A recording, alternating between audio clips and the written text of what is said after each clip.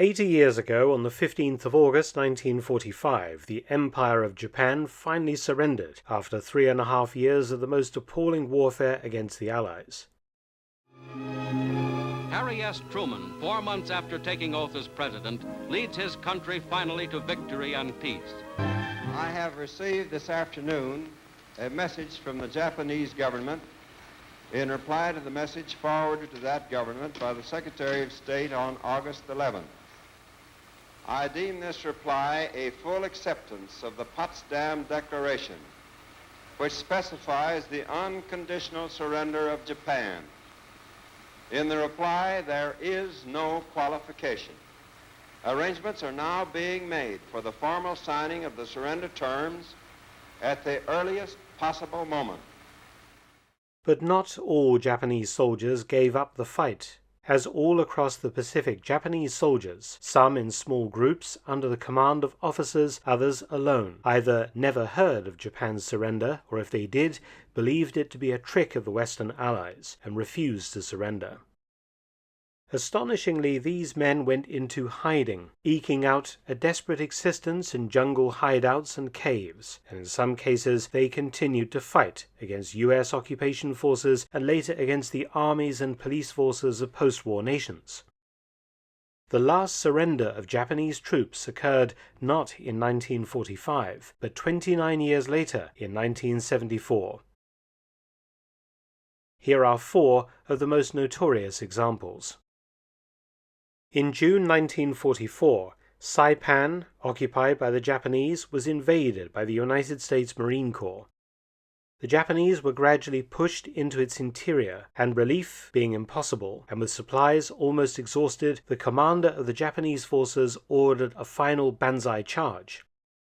Among the 6,000 men who charged the Americans was Captain Sakae Orba. He commanded a mixed medical company numbering 225 men.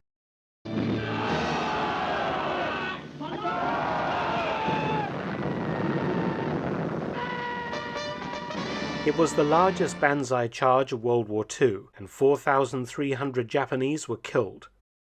Orba survived the charge and took command of 46 soldiers and headed deep into the jungles. Orba continued to battle American forces. His group was the last remaining combatant forces on the island of Saipan. Orba led his men in constant raids against the U.S. post-war garrison, leading to his nickname of the Fox for his stealthy commando-like raids on U.S. positions. Captain Orba and his men held out for 512 days until the 1st of December 1945. That was 3 months after Japan's final surrender. Orba finally surrendered after order to do so by a captured Japanese major general. Orba's men paraded and formally surrendered their rifles and regimental colors. Orba then surrendered his own sword to the senior U.S. officer. Interestingly, some 40 years after the surrender, Orba's sword was returned to him by the U.S. officer that had taken it. Orba and his men returned to Japan. Orba himself became a successful businessman and a local politician and died in 1992 at the age of 78. Orba wasn't the only Japanese officer to lead soldiers in continuing armed resistance against U.S. occupation forces after the surrender. Lieutenant E. Yamaguchi, a platoon commander in the Japanese 2nd Infantry Regiment, had served for several years in China as an ordinary soldier before being commissioned and sent with his regiment to the Pacific island of Peleliu. Between the 15th of September and the 27th of November 1944, U.S. forces fought a ferocious battle to take this small coral island and its strategically important airfield. 47,500 U.S. Marines and soldiers fought against over 12,000 Japanese troops. Almost the entire Japanese garrison were killed, and a small handful were taken prisoner. Lieutenant Yamaguchi, however, was not among these two categories. At the end of the battle, he led 32 Japanese soldiers into hiding. But Yamaguchi didn't just hide. He led attacks on the small Marine garrison force, which numbered just 150 men after the war, who were stationed on the island. On one occasion, he and his men ambushed an American patrol using hand grenades. Yamaguchi was a hard nut. He tolerated no talk of surrender among his group. Indeed, it is alleged that he shot one of his own men who attempted to surrender. Many believe that Yamaguchi thought the war wasn't over, so surrender was not an option. However, the continual small attacks on the U.S. garrison up to early 1947 led the U.S. to send in reinforcements. An American patrol, accompanied by a former wartime Japanese admiral, was sent to try and persuade Yamaguchi to give up. Finally, in late April 1947, Yamaguchi and his men emerged from the jungle and surrendered. The Japanese officer handing over his sword to the senior Marine Corps officer present, and also surrendering the battle flag of his unit. Interestingly, in 1994, Yamaguchi returned to Peleliu and was filmed visiting his former positions, the interviewer noting that Yamaguchi had lost none of his ferocious disposition. Quote, "During my personal talk with him on the island, he had a look that sent chills down your spine." End quote. Some Japanese soldiers had different experiences as holdouts. Born in 1915, Shoichi Yokoi was an apprentice tailor when conscripted in 1941. He first served with the 29th Infantry Division in Manchukuo, the puppet Japanese state in northern China, until he was transferred to the island of Guam in February 1943. In 1944, U.S. forces invaded Guam, and Sergeant Yokoi's regiment, the 38th Infantry, was destroyed in the subsequent fighting. The survivors dispersed into the island's interior.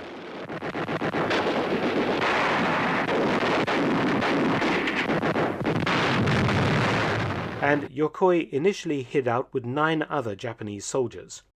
After some years, 7 of the 10 men moved away. These men later being captured, with Yokoi and 2 others remaining in the region. The men lived separately, but they often visited each other. Sergeant Yokoi constructed for himself a small underground bunker to live in. In 1964, Yokoi's 2 Japanese comrades drowned in a flood, leaving the sergeant all alone. For another 8 years, he subsisted by himself, living in his cave, making his own clothing, bedding, and household goods.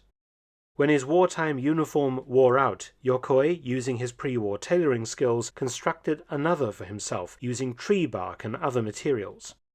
On the 24th of January 1972, 2 local men checking fishing nets along the Talafofo River ran into Yokoi. Fearing for his life, the sergeant attacked the men, but he was overpowered and taken to a police station. Yokoi admitted that he had known that the war had been over since about 1952, but had feared coming out of the jungle to surrender. In his cave, police discovered an Arasaka Type 99 rifle in full working order, some ammunition, a single live hand grenade, and a Japanese flag. He said famously, quote, "We Japanese soldiers were told to prefer death to the disgrace of getting captured alive." And on returning to Japan, he remarked, "It is with much embarrassment that I return." End quote. He nevertheless became something of a celebrity in early 1970s Japan. In total, he'd held out for 28 years.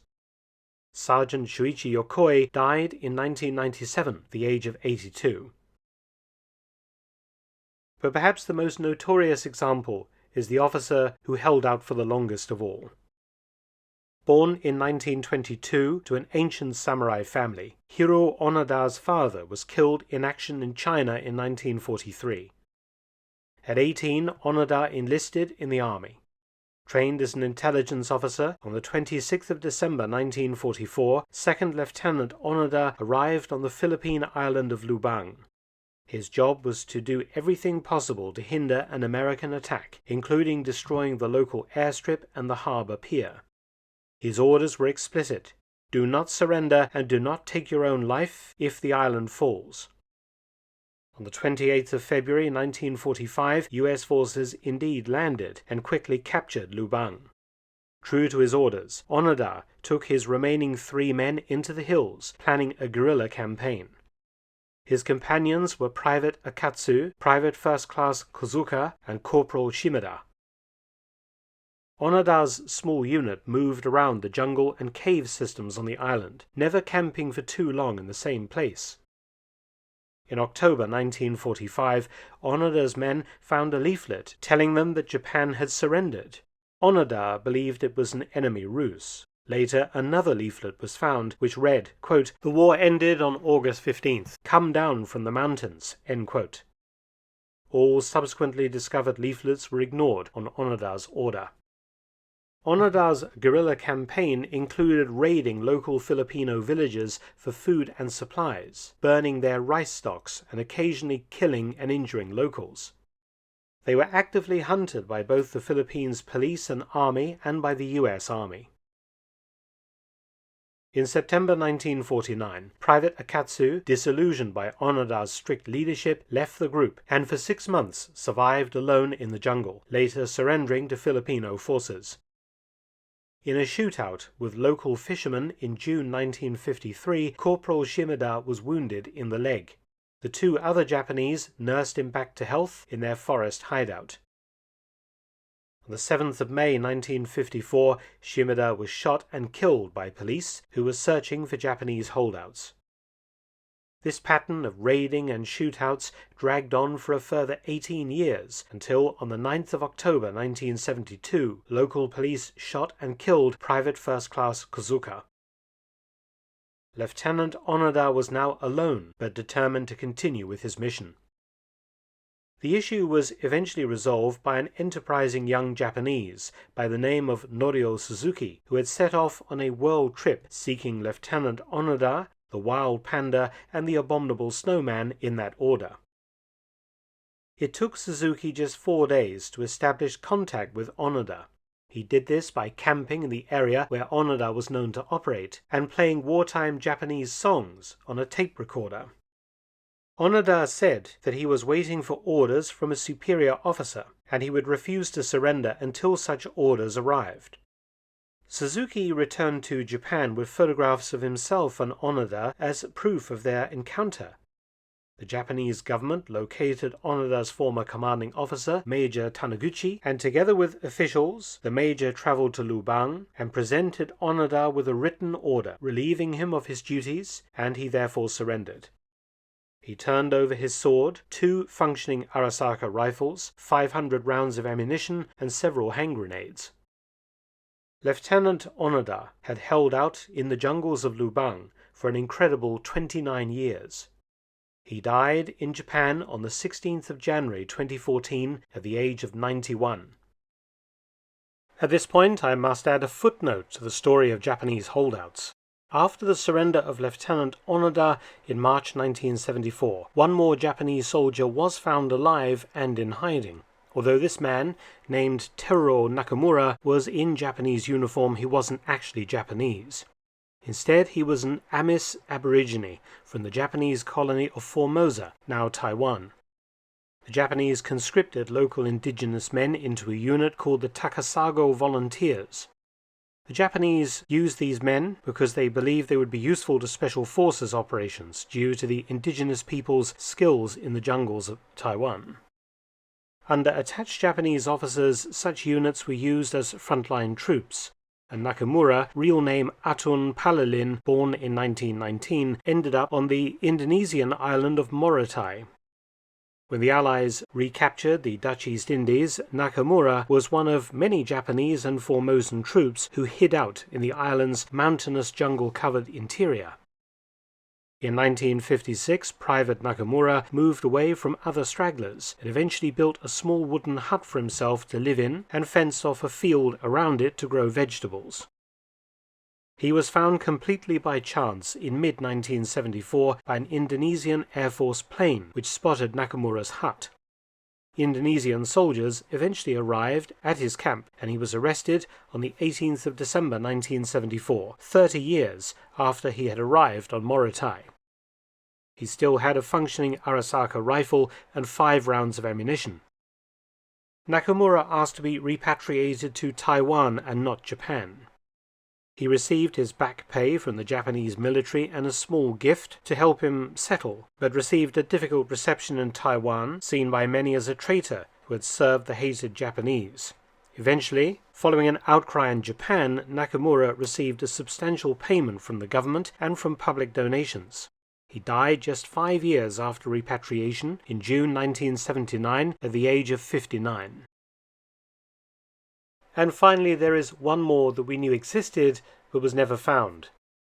Japanese Army Captain Fumio Nakahara had escaped into the interior of the Philippine island of Mindoro in 1945 following the Allied victory there.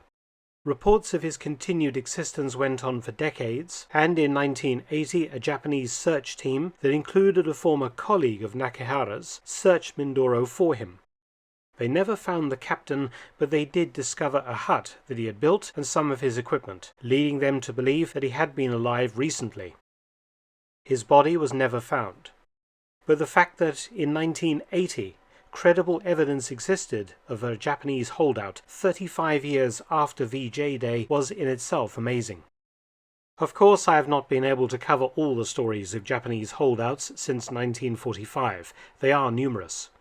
Also, some stragglers may have indeed lasted longer than 1980. It seems likely. Stories are legion across the Pacific of old Japanese soldiers in the jungles and mountains. It's entered the local folklore. Whether any of them are still alive 80 years after the end of the Second World War seems unlikely. But then again, you never know. Many thanks for watching. Please subscribe and share, and also visit my audiobook channel, War Stories with Mark Felton. You can also help to support both of my channels at PayPal and Patreon, details in the description box below.